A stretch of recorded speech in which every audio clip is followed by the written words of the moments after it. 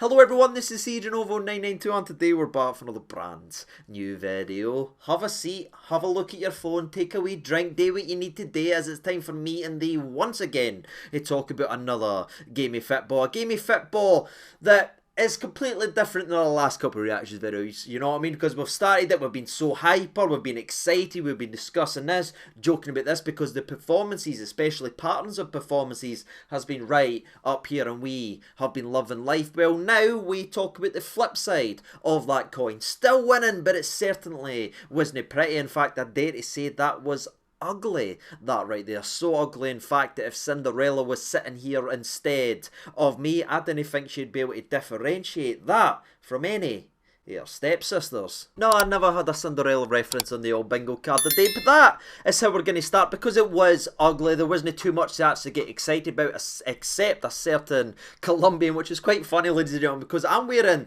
this shirt, a shirt that we wore one of the last times we played Air, where we absolutely ran all over them, where there was another Colombian that starred on that day, scoring a good goal, playing pretty well, and actually, one of the guys we played today, Mr. Jamie Murphy, was wearing this shirt and scoring. And that game was certainly a lot more fun to recap than this one coming up right here. There was almost 6 goals scored for us in that. We never had that the day, but there is some important talking points and something you can learn for these types of games, because I know people say, well, it was just AR when I start talking positively about A, B or C, but all you can ever do, troops, is beat what's in front of you or stand out what's in front of you. What the worst thing these games can do is players that's getting opportunities for them not to stand out and not to be, oh, they're only playing that, oh, they're only playing that. But what about the players that blend in? For me, that's the worst thing you can do in these types of games versus the championship sides. And there was a couple players once, especially, that really blended in this afternoon. He's only about 117th chance in the game, and it's going to bring a very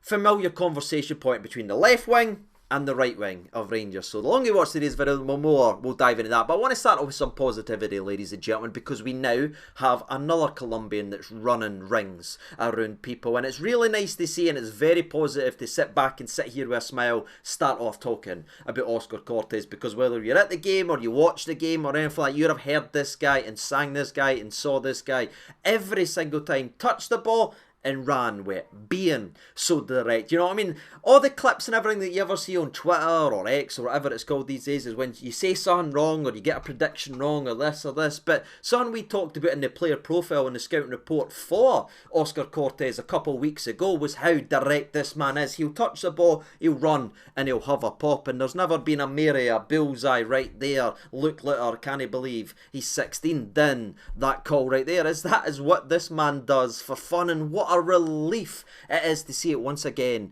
in a Rangers shirt.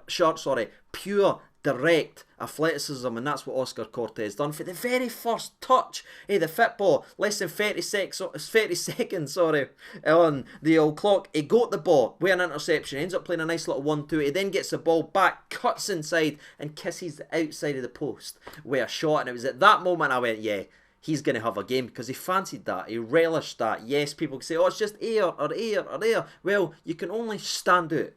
Did the other side stand out? No. And honestly, stop me if you've heard this before being a Rangers fan. The left-hand side having a direct attacking player with the ability to beat men. Every time he touches the ball, you get up like this. And then the other side of the park, which is the exact opposite. In this game, for me, that's the conversation. Because for me, as a football club, we have the exact same issues that we've had over the last couple seasons. I think back to when Ryan Kent was truly on his game. If we had anybody on the right-hand side able to replicate half his performances, would have been in a better, more consistent, more dangerous side. But we're seeing similar stuff as every left winger that comes into this football club, or every guy that's playing it in the left, has success. The likes of Sima, the likes of Rabi Matondo on his days, the likes of now Oscar Cortes, and then on the right hand side we're just sitting there neglected as no one really is standing out. Now, if I'm being brutally honest with you, I think if Sima was fully fit, you'd say Sima and Cortes, because Cortes can also play on the right hand side, but because of injuries, etc, we're now just having, again, one-sided limping in to each game. So I will hold my hand up and say if everyone was fit, we'd probably have a much more balanced stat. But that's the biggest thing that I took away from this game. The more we move the blending in type players on and get more of the stands out, the more successful this team will be, in my personal opinion. But that will come naturally as the conversation, as there's a hell of a lot to discuss in this game of football. But I want to talk about Oscar. I want to talk about positivity, because that is what this man gave us.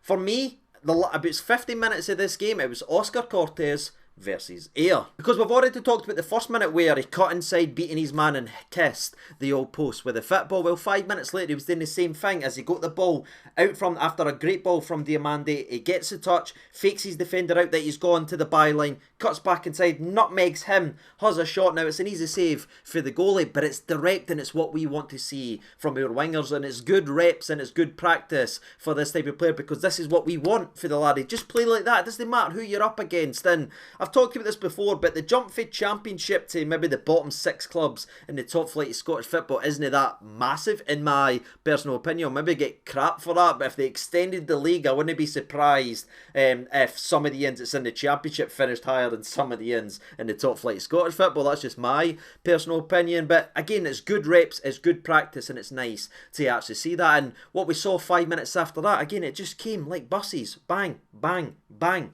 He gets the ball down the left-hand side, beats another man, skins him for fun. He actually pulls his jersey, but he does really well to stand on his feet. He drives in, plays a good cross, trying to get it into the front post, which Diamande is filling in that position. It's actually good defending for Ayr, give credit for that. But what I like is he's not just admiring his run. He's just ran the length from halfway to the byline. He could be blowing at that point, but he reacts quickly, he stays on his toes, gets back to the football, plays it into Barisic, and Barisic has a sensational strike. You can't take nothing away from it. That is hit as sweetly as physically possible. Great to see Barisic having wee moments. Again, he's going to be a bit part player for the rest of the season, but if he can come in and contribute, that would be sensational, and he'll be leaving at the end of the season either way, but ending with more happy smiles, happy memories than maybe negative ones disappearing into the old background would be sensational. But I look at that, Oscar Cortes gets the assist that he fully deserves. But dare I say there was a bit of deja vu, scoring so early in the game of football,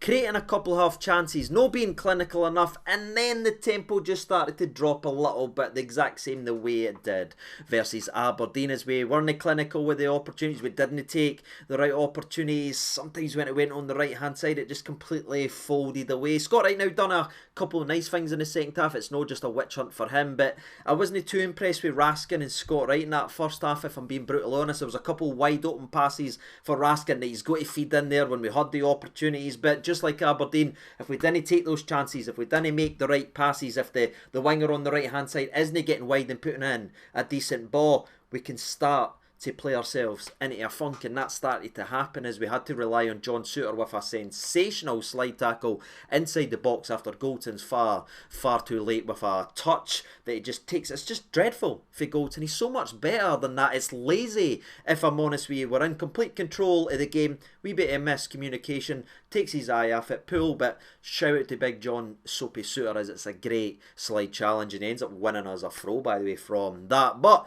as I give credit to Souttar, I've also then got to give it away, and that's what I have to do every single time. When you're a Rangers centre half, I've got to praise you, then instantly be critical, because just 2 minutes later Ayr had another opportunity, but this time it started with us being direct with the ball, being positive with the football, and nearly making it 2, but then nearly conceding the other way. As the positive, Oscar Cortes, no surprise in that aspect, sprints down the left hand side, nutmegs another player, and ends up being a fantastic block as he has a shot. Love to see that. Again, be as positive if you want to be. I've never grown about this laddie being shot happy. I told you, every time he gets near the goal, he's gonna have a pop, but from that pop it ends up going down there, and John Souttar, who I praised, then just does horrifically as he just gets manhandled in the middle of the park, mistimes the slide challenge. They end up running down the right hand side, and it takes Ryan Jack to have done brilliant tracking back from the middle of the park into the right centre back position with a big header at the back post. And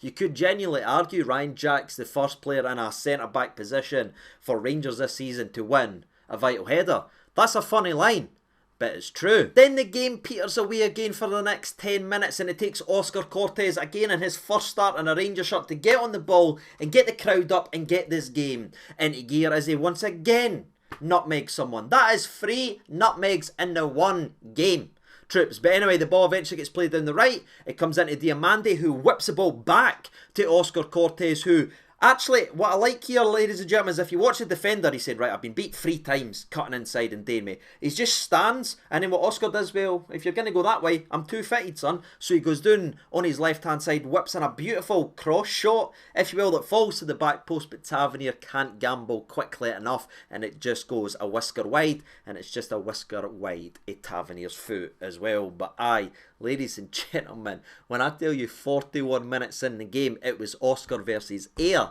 I truly mean it. In fact, there was one attack in the opening 45 minutes that didn't directly end or start with Oscar Cortez, and that was after Scott Wright got played down the right-hand side from Connor Goldson, whips in a floated ball. I think he's actually aiming for Diamande there, but Barisic brilliantly gambles at the back post. Now, Barisic just completely shanked this, and it's probably a wee funny thing on Barisic. Couldn't hit the first in any sweeter, but he shanks it, so he hits it this way. It scones the defender in the chest, rebounds directly. I think it's in. It's going to be a funny own goal, but it's ended up being brilliantly saved by the goalie. That probably could and should have been 2-0 to Rangers for a wee bit more lucky in the goalie, but again, if Barisic hits it sweeter, we shouldn't be relying on a wicked deflection hitting the back of the net. But that was it, ladies and gentlemen. It was 1-0 at half-time, and it was just a bit flat. Besides, Oscar Cortez, Diamande were the two that was really driving in, and again, for me, Raskin and Scott Wright wasn't the only two that was maybe off their game the day, but the two that really frustrated me the most, because they kept getting the ball in dangerous areas, they kept getting opportunities, but it just wasn't falling their way. And I think there is a different frustration you can have with the likes of Scott Wright than to Raskin, and I know everyone gives me crap because I hold Raskin up to here because I know what he's capable of, and I've seen it a couple times in a Rangers shirt, and I get crap all the time saying, oh, you days moaning at him and everything like that. I'm no moaning, ladies and gentlemen. I just treat everybody fairly. If somebody makes a mistake or if someone's bad, I call it out right here on the channel. The difference between Scott Wright and Raskin is Raskin's got another level to go, and where I say we just need to be a wee bit patient after coming back from such a serious injury, missing the last couple of months. He'll get better the more reps he gets. It's just unfortunate it takes him so long to get up to that level. No worried about the laddie, and aye, that's where I sit in Raskin. He'll come good, because he's got the talent. But I'll move on for that, ladies and gentlemen, because we're going to go to the 58th minute, a full 10 minutes after Diamande, beautiful overhead kick as Tavernier's cross comes in to the mixer, and it looks like it's gone in, it's beautiful, but it's headed off the line. Yet another goal line clearance that I'm sick to my stomach, and Barisic can't hit the ball into the back, and it is, it rebounds back to him. That should have been 2-0, but it wasn't. And it left just a little bit nervy, as if you'd have drawn up the air plan for ironically, and that the plan for Air. I think that's exactly what the Air manager would have wanted today. Keep it tight, be only one behind after about 60-70 minutes, and let that start to seep in and get a little bit nervous, because then Air started getting free kicks, then they started getting opportunities, corners getting put in the mixer. Now, Butland was never in trouble in this game or had a big moment to save, but the pressure was starting to build, the nervousness was starting to build, so Clement had to go to the bench because the current 11 weren't raising their game enough. There was a couple bright sparks, the likes say Diamande and Oscar Cortes. I thought Silva was running his socks off as well, trying to make things happen, but we needed an injection. And what I absolutely loved, ladies and gentlemen, is not only did we bring on 3 subs right away, but it's the next sub I want to talk about. And I thought Jacko had a good game, by the way. I thought he orchestrated really well in the middle of the park, but John Lundstrom came on the park. If you watched it, if you were at the game, or you watched it on the telly, or you watched it in the pub, whatever, if you saw it with the coverage, when he came jogging on, he's screaming and he's gone off his nut at players. He's actually demanding some for these players. Can he actually wake up? You see it, go back and watch the game. He's gone crazy. He's screaming at Tav. He's screaming at Goldson. He's looking to the strikers. He's absolutely gone off his trolley, and that's what I love to see. And it's not one of these situations where he just talks the talk, you know what I mean? He's came on the park. He's not posing for the cameras. He's not trying to get cheap claps. What happens after Lundstrom comes on the park? He's talked the talk, but then he goes and walks the walks, because the second goal of this game that wraps up the game starts with Lunny doing what he's screaming at other people for no doing, and a Ranger shirt playing direct playing. Have a gamble with the ball. Play it in to the mixer. A great through ball to Todd Cantwell, who's also came on, by the way. And then Todd Cantwell just shows his level here with a beautiful fake shot. Sails the defender a belter. Chips at goalie. I'm getting Loudrup vibes versus Aberdeen. Now, it's nowhere near as good as that, but you know what I mean? Just that skill. The vision to see that is absolutely beautiful. Unfortunately, it doesn't go into the back of net as Rabbi Matondo is there with the defender and it unfortunately pops back out. But thankfully, the goal poacher, dare we say, right now, ladies and gentlemen, Fabio Silva is sniffing in and around the box and he smashes it into the back of net for his second goal in a Rangers shirt. Both of them has been ugly, but I'll take ugly goals because he's in and around the right positions. Maybe it wasn't again his best performance that he can play, but he was busy. And again, when the ball drops in a 6-yard box, my big frustration over the last couple of years when a Rangers striker's been playing that hasn't been Cholak is no one's been there. That's his goal versus Livy and a goal here. He's been in the right place at the right time. He's put the ball into the back of net. But I want to give Todd Cantwell a wee bit of love there as well. This lad is just looking levels above. His confidence on the ball, his poise on the ball, just the way he's pulling the strings and everything is night and day different than when he was after the first couple of weeks when Clement went in, when it didn't look like him and Clement was going on. I touched on this in the last video, so I want to keep repeating myself, but he's a standout, and when he plays like this, when he plays with his confidence, when he's not beating himself up here, getting stuck into this and losing himself here, he genuinely looks level above this level. And that's not just a conversation point on air. I know we're playing a championship side, but I'm talking over the last month and a half when he's now been tuned in, if you will. He's just at the level. 5 goals in 7 games. I'd give him another assist out here, so if you want to do that, he's now got 6 goal contributions in his last 8 games. He's just been at a different level. He's hitting that Kyle Lafferty form, if you will, if you know what I'm talking about, towards the end of the season. And long may it continue, because I tell you, that's the boy that will win you trophies. That's the boy that can win you league titles. If he gets hot like that and stays hot, could be in for a successful time, and he was needed in this game. And maybe that'll be a discredit to some of the other players, and that'll maybe be a negative in the game that they were needed, but as a substitution, you're going to part to impact it. Lonnie's talked the talk, he's walked the walk, Cantwell's played his part in it, and Silva's got his goal that his overall performance actually deserves. And that's truthfully all I've really got to say about the game of football. You had Leon King come on and play CDM, which is a position he's actually getting played in and trained in and starting to get more opportunities in, so we might see that start to develop, because again, he's not the tallest player, but he's got the defensive instincts, but he's got that ball passing ability, and he played a beautiful one out to Scott Wright, and then he bust his gut to the left hand side. But we Scotty, man, it just wasn't his day at all, you know what I mean?